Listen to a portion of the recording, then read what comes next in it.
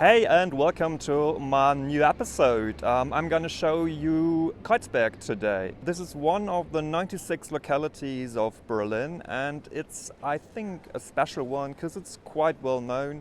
Before I'm going to show you what makes Kreuzberg so special, I'm going to show you a map. You can see that Kreuzberg is located at the very center. It is part of the district Friedrichshain-Kreuzberg. And Kreuzberg has a population of about 150,000 inhabitants. Let's take a closer look on the map. You can see that the shape is quite irregular, and there are two things that I want to stress out. First thing is the underground line U1, which goes all the way from the east to the west. And the second thing is that almost 50% of the border of Kreuzberg was border with East Berlin, which means that you had the wall over there.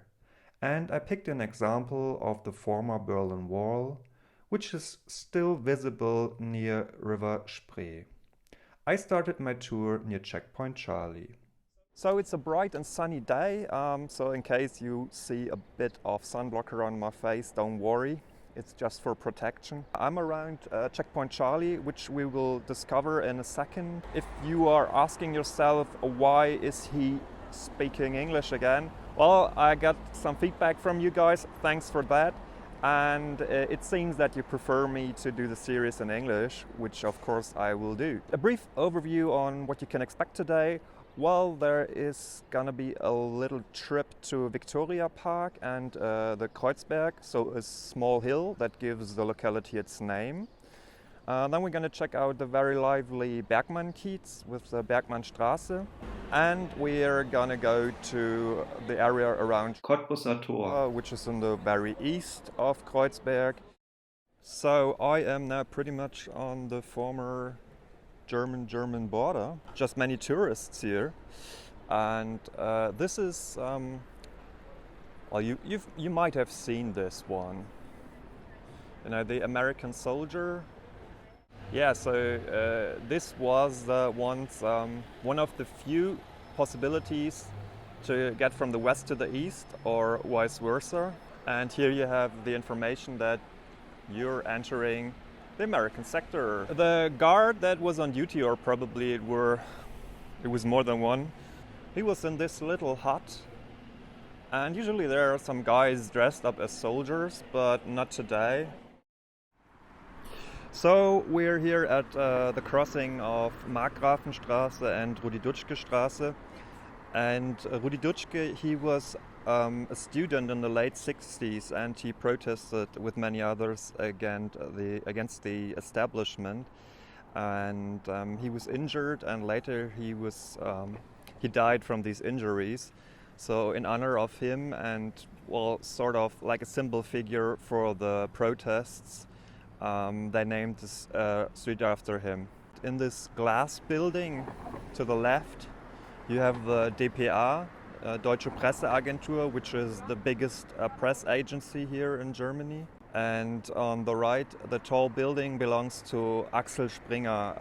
They have a couple of newspapers, especially the Bild-Zeitung. So I have to do a little transfer by my feet. Yes, they're helping me very well. I have to proceed here a bit to the south and a bit to the east. If you would ask people on the street, hi, what do you associate with Kreuzberg? They'd probably say it used to be an alternative quarter, a residential quarter, and it has become quite expensive. Or you would hear, oh yeah, it's nice to go clubbing, it's nice to go to the many international restaurants or bars, but not so much what I showed you before, that in the northwestern part of the locality there are many offices, like administration, agencies, stuff like that. So this is why I'm walking now, and I hope you're enjoying the tour so far. You know, it's a typical problem that occurs quite often when you're going through a locality like Kreuzberg, which has so many things to offer, that there are things that you can only show briefly or that you even have to cut out at all. But I do not want to miss out this one.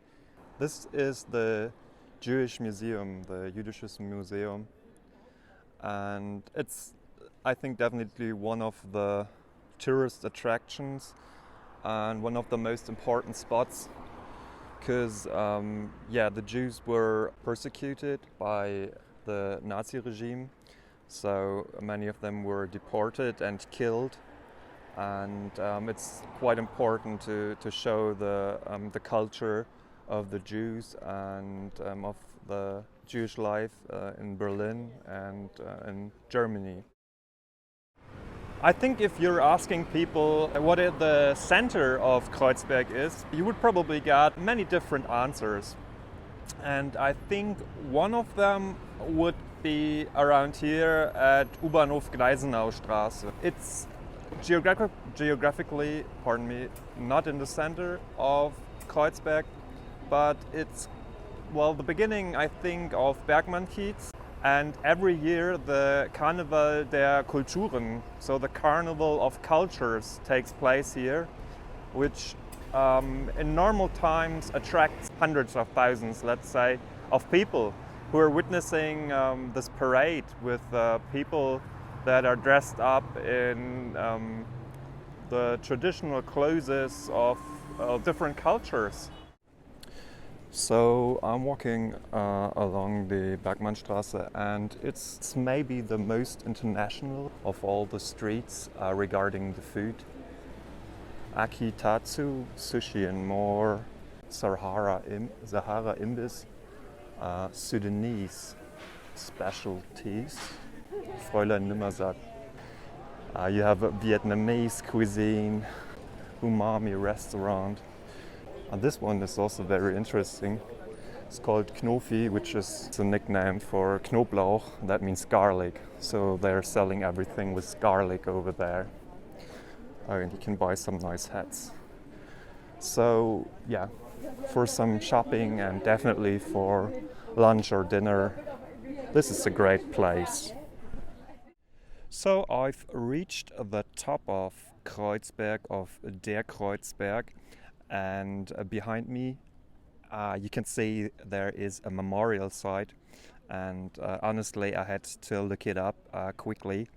This memorial site was built by a German emperor at the early 19th century, and it is dedicated to the Prussian soldiers, the Prussian army, and it sort of commemorates the wins and the defeats of the army at that time. And he chose this spot wisely because from here you have a good view, and I think it was even better at that time when there were not so many buildings around and when the trees were not so tall. But even nowadays you can see a few kilometers from here in some directions, and I guess in winter it's even better. So it's really a good spot for sightseeing. So yeah, don't miss it. So I've taken the bus and I've pretty much traveled through Kreuzberg, and I've reached Oranienplat, which you can see behind me. A couple of years ago, when many refugees came to Germany, there was a camp here for these refugees, and I think they were also living in a house nearby. The range in opinions was something between we have to send them back on the one hand side, and on the other hand side people wanted to help them and to give them shelter here. So I think it has also become sort of a symbolic place. And we are now approaching the infamous Cottbuser Tor. Cottbus is a German city with around 100,000 population, but this one is the crossing of the underground lines 1 and 8, and therefore it's sort of a transportation hub, and it's also very lively. And yeah, I'm gonna show you a few impressions from here. It's hard to tell what the Cottbusser Tor is like. I think you need to be there and you need to feel it. It's a mix of the architecture and the people that are living there or shopping or using the transportation hub. In any case, I really recommend you a song by the German singer Peter Fox. It's called Schwarz zu Blau. You can maybe find a translation on the internet because the text is all German, but if you want to have a great description of the atmosphere there, then you should not miss this song. So as this tour is slowly but surely coming to an end, I definitely want to share this place with you. The Lido. It's a concert venue, and it's actually my favorite concert venue here in Berlin. I've been here many times. I watched a few great shows, had some interviews with some bands, and it was usually just a close to perfect concert experience. And I think this is because of the size of the venue. But I mean, of course, it's always a personal thing. Like, you would probably or maybe prefer a bigger one or a smaller one or whatever. This one is just perfect for me. And I don't know if they've restarted now after the lockdown. Looks quite dead, actually. I hope they survived everything. Yeah, but Lido in Kouvristrasse, great place. So this is it, the final stop. We've reached the border again. This time it's the border with Friedrichshain.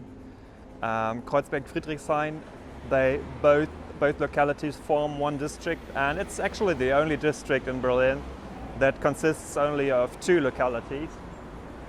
So be excited for the tour around Friedrichshain, because that was the former East, and both localities have a lot in common, but they are also quite different. So I hope you enjoyed this tour around Kreuzberg, and stay tuned for the next episode. Leave me a comment, give me a like, whatever you want, and hope to see you soon. Take care. Cheers.